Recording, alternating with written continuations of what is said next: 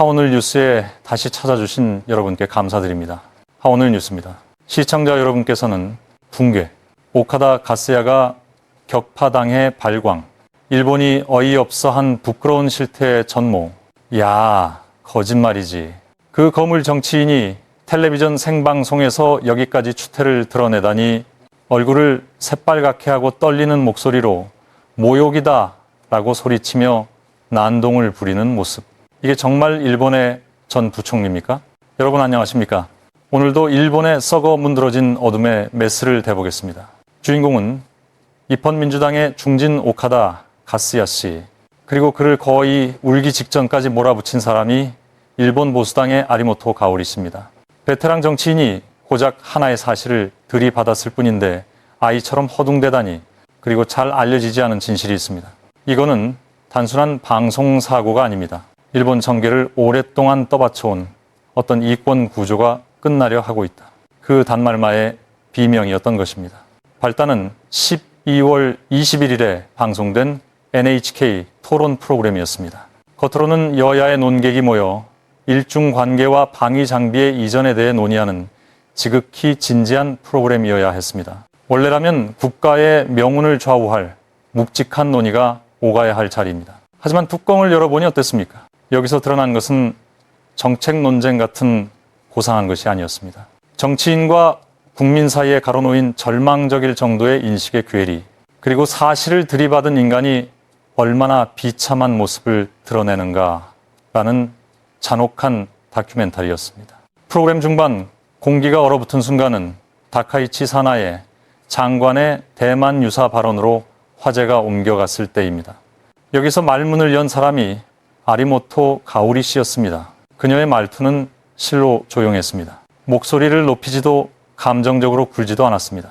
마치 고름을 담담히 도려내는 외과의처럼 그녀는 일본의 리버럴 진영 전체가 숨겨온 급소를 정확히 찔렀습니다. 국민의 중국에 대한 인식과 정계 일부의 감각은 상당히 어긋나 있는 것 아닐까요?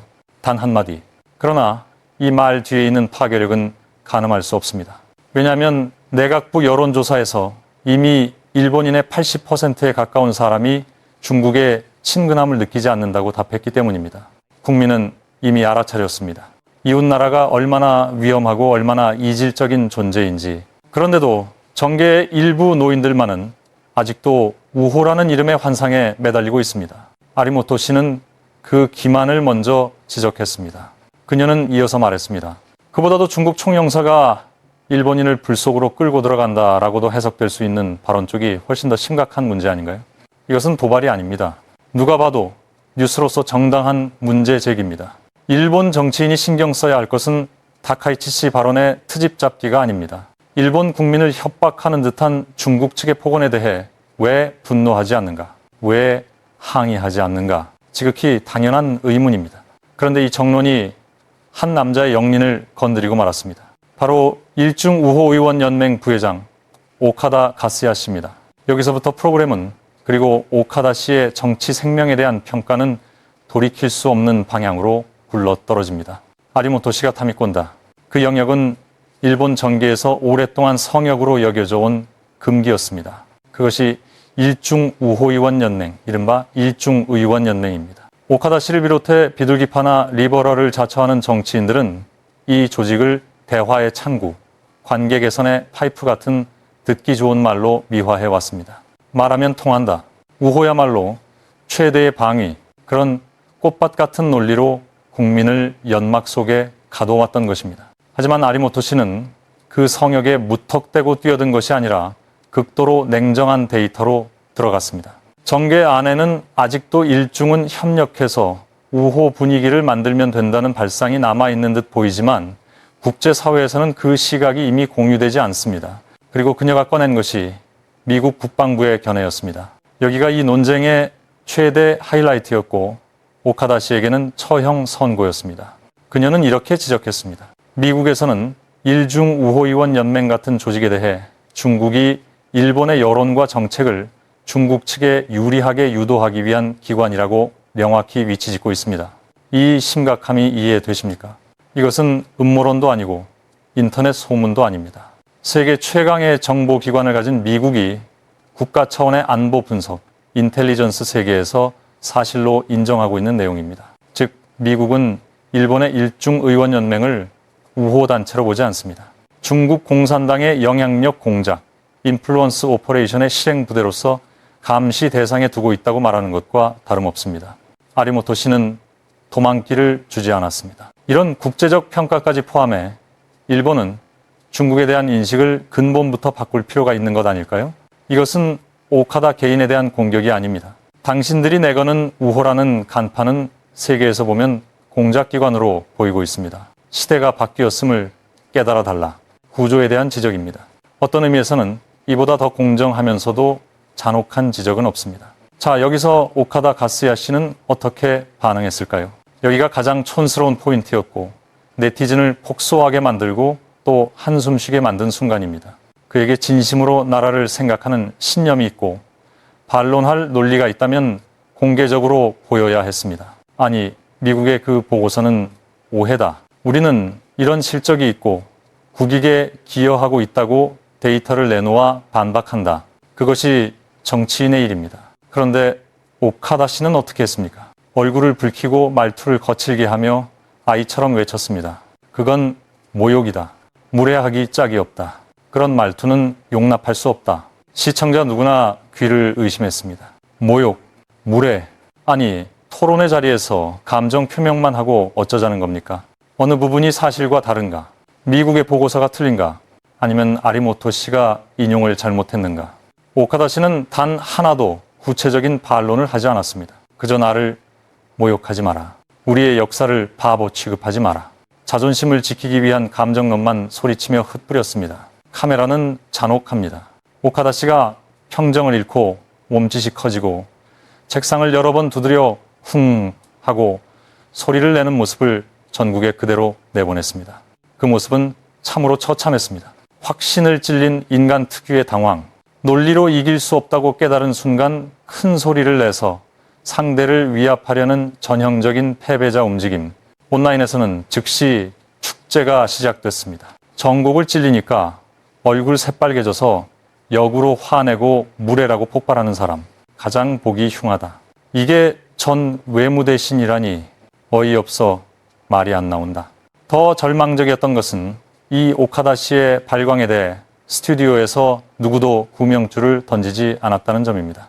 평소라면 야당 공조로 엄호할 동료들도 혹은 뭐뭐하며 중재에 들어갈 사회자조차도 그를 방치했습니다. 왜냐하면 옹호할 수가 없기 때문입니다. 아리모토 씨가 제시한 것은 미국 국방부의 견해라는 강고한 근거였습니다. 그에 대해 무례하다고 소리치는 노인, 이 구도 속에서 오카다 씨 편에 서는 것은 사실보다 감정을 우선하는 바보라는 자기소개가 될 수 있습니다. 그래서 아무도 움직이지 않았습니다. 그 순간 스튜디오를 지배한 묘한 침묵, 그 침묵이야말로 오카다 가스야라는 정치인이 이미 끝난 콘텐츠라는 사실을 웅변하고 있었습니다. 방송 이후 오카다 씨에게 악몽은 더 가속합니다. 시청자들이 앞다투어 증거를 찾기 시작했기 때문입니다. 그리고 온라인에서 즉시 확산된 것이 미국 국방정보국의 2019년판 보고서였습니다. 그 안에는 아리모토 씨의 발언을 뒷받침하는, 아니 그 이상으로 충격적인 문구가 적혀 있었습니다. 중국 공산당은 일중우호의원연맹을 포함한 조직을 이용해 일본의 여론을 조작하고 정책을 중국에 유리한 방향으로 유도하는 정치 공작을 수행하고 있다. 완전히 아웃입니다. 추측이 아니라 단정입니다. 미국 정부는 공식 문서로 일본의 일중우호의원연맹을 중국의 정치 공작 도구로 인정하고 있었던 것입니다.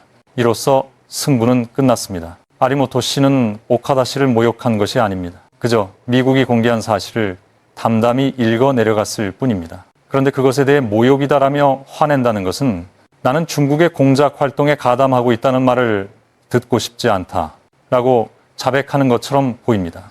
정말 결백하다면 미국의 분석은 틀렸다. 우리는 일본을 위해 싸우고 있다. 라고 증명하면 됩니다. 하지만 그는 그러지 못했습니다. 할 수 없었던 것입니다. 시청자의 시선은 차가웠습니다. 모욕이라고 말할 거면 이 보고서를 부정해봐라. 설명 책임이 있는 건 아리모토 씨가 아니라 오카다 씨 쪽이다. 사실을 말해주니까 역으로 화내는 게 제일 촌스러운 패턴이다. 그리고 이 논쟁에 마침표를 찍은 것이 방송 후 아리모토 씨의 대응이었습니다. 그녀는 X, 예전에 트위터에서 오카다 씨를 부추기지도 승리 선언도 하지 않고 단 한마디만 남겼습니다.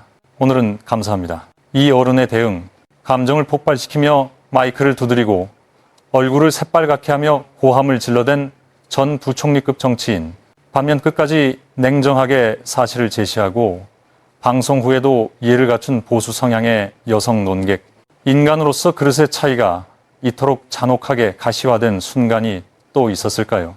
이 토론 프로그램이 드러낸 것은 단지 오카다 개인의 실수만이 아닙니다. 일중우호라는 말이 이미 완전히 유통기한이 지난 속빈 구호로 전락했다는 현실입니다. 그들은 그동안 파이프를 자랑해 왔습니다.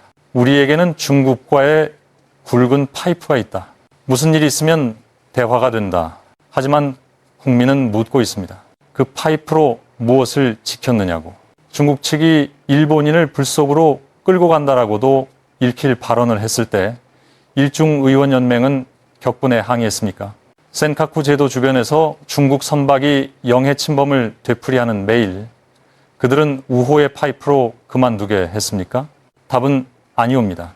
그들이 해온 일은 해에 몇 차례 중국에 가서 웃으며 악수하고 연회를 하고 돌아오는 것뿐입니다. 국민이 원하는 것은 사이좋게 지내는 퍼포먼스가 아닙니다. 결과입니다. 국익입니다.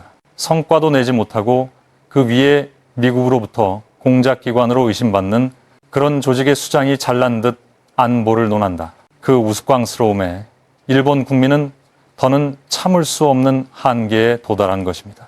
오카다 가스야 씨가 스튜디오에서 고립된 그 모습, 그것은 앞으로 일본에서 친중 성향 정치인이 맞이할 말로 그 자체입니다. 사실을 보려 하지 않고 낡은 우호라는 종교에 달라붙고 비판을 받으면 무례하다고 귀를 막는다. 그런 정치가는 이제 이 나라에 필요 없습니다. 그 방송은 그 사실을 국민 모두 앞에서 증명해버렸습니다. 그리고 말보다 더 웅변적으로 패배를 말하던 결정적 순간이 있었습니다. 여러분 기억하십니까? 오카다 씨가 몰려 양손을 휘두르다 손끝에 마이크에 부딪힌 그 순간, 텔레비전 스피커를 통해 전국의 거실에 울려 퍼진 둔탁한 소리, 그것은 단순한 장비 접촉음이 아닙니다. 논리가 붕괴하고 이성이 날아가고 자존심이 산산이 부서진 정치인의 단말마의 소리였습니다. 사람은 정말 자신이 있을 때 손이 떨리지 않습니다. 큰 소리를 내지 않습니다. 조용히 담담히 사실로 되받아치면 그만이기 때문입니다. 그러나 그에게는 되받을 말이 없었습니다. 머릿속을 휘젓던 것은 어떻게 이 자리를 버틸까? 어떻게 피해자 코스프레를 할까? 그런 비루한 계산뿐이었습니다. 그 조급함이 그 추한 마이크 두드리기라는 행동으로 튀어나온 것입니다. 그 장면을 본 순간 네티즌은 확신했습니다. 아, 이 사람은 정치인으로서 이미 죽었다고. 마지막으로 여러분께 묻고 싶습니다. 미국 국방부의 분석과 관련 기관의 평가에서 영향력 공작의 대상으로 의심되는 조직에 속한 사람이 일본의 정치가를 계속하는 것을 허용할 수 있습니까? 아니면 아리모토 씨처럼 금기를 두려워하지 않고 사실을 들이밀 수 있는 사람이 더 늘어야 한다고 생각하십니까? 부디 댓글로 솔직한 의견을 들려주십시오. 오카다 씨, 이제 은퇴하세요라도 좋고 일본 정치 끝났다라도 좋습니다. 하오늘 뉴스의 오늘 방송은 여기서 잠시 마치겠습니다. 하오늘 뉴스는 여러분의 소중한 댓글을 언제나 기다리고 있습니다. 시청해 주셔서 감사합니다. 안녕히 계세요. 다음 방송에서 다시 뵙겠습니다.